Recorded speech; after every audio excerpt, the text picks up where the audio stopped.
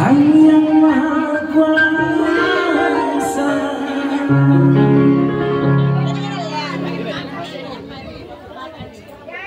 bukan teknologi orang-orang yang tak beriman.